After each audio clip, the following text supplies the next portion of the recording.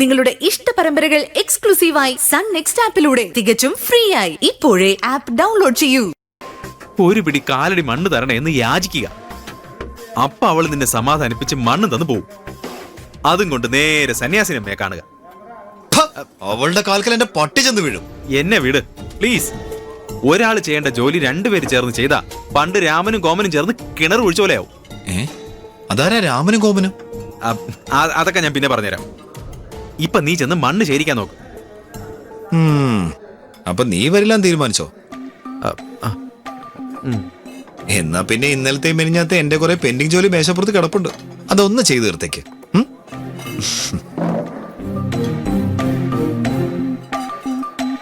ഇങ്ങനെ ഒരു ആത്മാർത്ഥ സുഹൃത്തിനെ സാക്ഷാൽ ജഗദീശ്വരൻ എനിക്ക് തന്നത് കഴിഞ്ഞ ജന്മങ്ങളിൽ ഞാൻ ചെയ്ത ഏതോ കൊടും പാപത്തിന്റെ ഫലമായിട്ട് തന്നെയാ.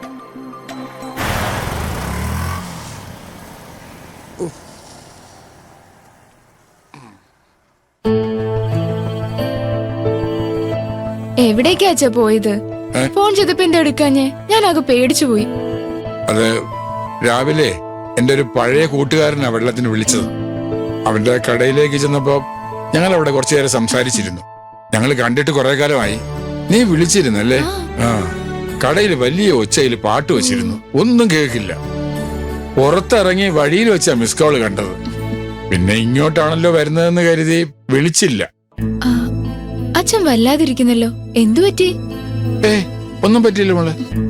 അച്ഛനെ കസേരയിലിരിക്കെ. വാ.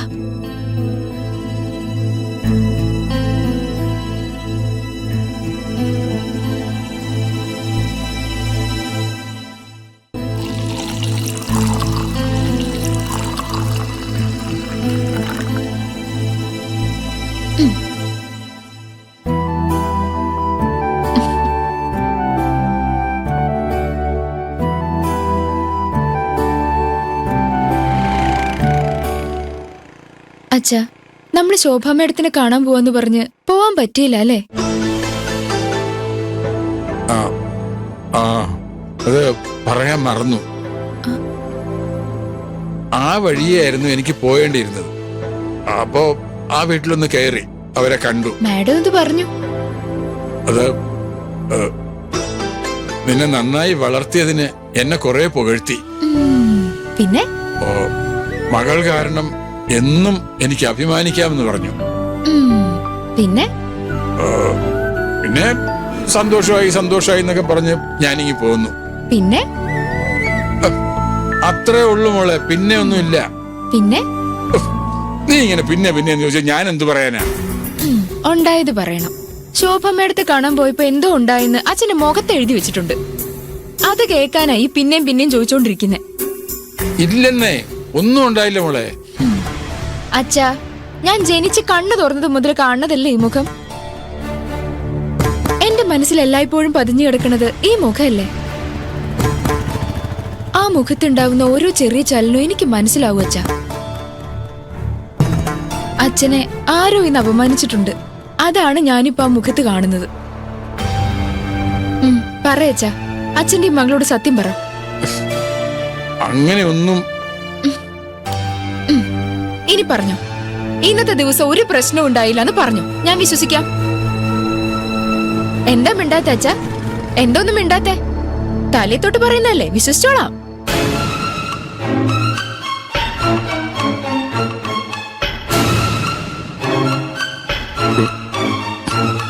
മോളെ, അച്ഛൻ പറയാം. ശോഭാ മാഡത്തിന്റെ മകളില്ലേ, ആ കുട്ടി,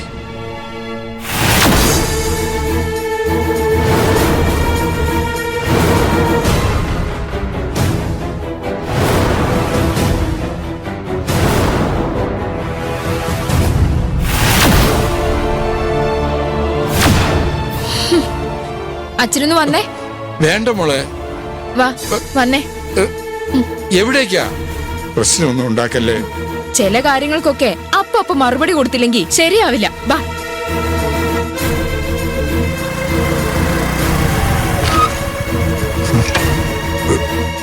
വേണ്ട മോളെ, പ്രശ്നമൊന്നും ഉണ്ടാക്കണ്ട. അച്ഛൻ വാ. ഇനി നമുക്ക് ഒരിക്കലും ഇത്തരം പ്രശ്നങ്ങൾ ഉണ്ടാവാതിരിക്കണം. വേണ്ട മോളെ.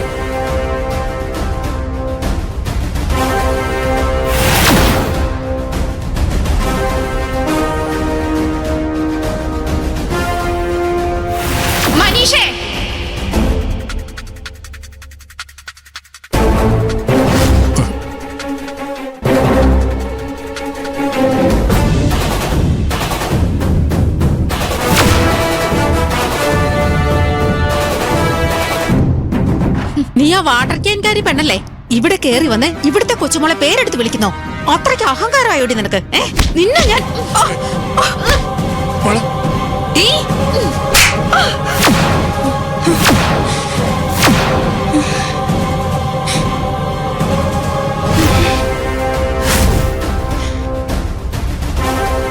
ഇതെന്തിനാണെന്ന് നിനക്കറിയോ?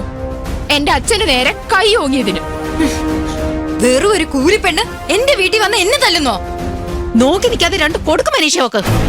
എടി, ആ ചെരുപ്പ് വെക്കുന്നിടത്തുനിന്ന് ഇങ്ങോട്ട് വരരുതെന്ന് നിന്നോട് ഞാൻ പറഞ്ഞിട്ടുള്ളതല്ലേ? എന്നിട്ടും അകത്തേക്ക് കേറി വന്ന് നീ എന്നെ തല്ലിയല്ലേ? ആ ചെരുപ്പ് വെക്കുന്നിടം ഇവിടെയാണെന്ന് തെളിയിക്കാൻ വേണ്ടിയിട്ടാ മനീഷേ ദേ ഈ ചെരുപ്പ് വിട്ടോണ്ട് ഞങ്ങൾ ഇങ്ങോട്ട് കേറി വന്നത്. എന്റെ അച്ഛൻ ആരാണെന്ന് അറിയോ നിനക്ക്? ആരാ? ലക്ഷപ്രഭുവോ? കോടീശ്വരനോ? അതോ ഈ നാട്ടിലെ കിരീടം വയ്ക്കാത്ത രാജാവോ? അല്ല, അധ്വാനിച്ച് കുടുംബം പോറ്റുന്ന ഒരു വലിയ മനുഷ്യൻ. അതിനൊക്കെ പുറമെ എന്റെ അച്ഛൻ. ഈ അച്ഛനെ അടിക്കാൻ നീ കൈ ഓങ്ങിയല്ലേ? പൂവല്ലോ, കൈ ഓങ്ങിയല്ലോ. ഓങ്ങിയതേ ഉള്ളൂ. തക്ക സമയത്ത് എന്റെ അമ്മ വന്ന് തടഞ്ഞോണ്ട് കൈ മുഖത്ത് വീണില്ല. എന്റെ അച്ഛന് നേരെ ഓങ്ങിയ കൈ ഇനി നീ മറ്റൊരാളുടെ മുമ്പിൽ ഉയർത്താൻ പാടില്ല. അത് പറയാൻ വേണ്ടി കൂടിയാ ഞാൻ ഇങ്ങോട്ട് വന്നത്.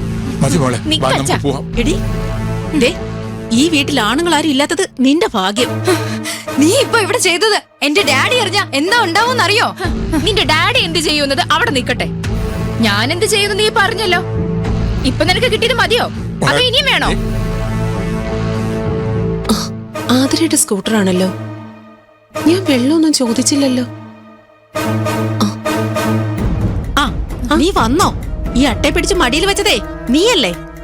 ഇപ്പൊ കണ്ടില്ലേ നിന്റെ മകളുടെ മുഖത്തടിച്ചു വീണ് എന്നെ പിടിച്ച് തള്ളിയിട്ടു. എന്താ ആതിര ഇത്? മോളുടെ അച്ഛന്റെ നേർക്ക് മനീഷ കൈ ഓങ്ങിയതിന് ഇദ്ദേഹത്തോട് ഞാൻ മാപ്പ് ചോദിച്ചിരുന്നു. മാഡം എന്തിനാ മാപ്പ് ചോദിക്കാൻ പോയത്? തെറ്റ് ചെയ്തവരല്ലേ മാപ്പ് ചോദിക്കേണ്ടത്.